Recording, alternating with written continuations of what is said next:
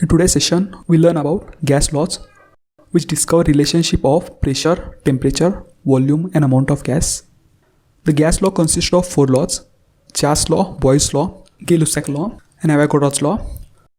The Boyle's law tells us that the volume of gas increases as the pressure decreases, assuming temperature and amount of gas remains constant. Here pressure is inversely proportional to volume and X is a constant depending on amount of gas at a given temperature.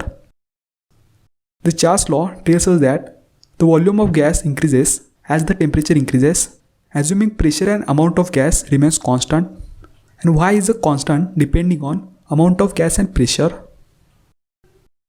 Gay-Lussac law tells us that the pressure exerted by gas is proportional to temperature of a gas when the mass is fixed and volume is constant.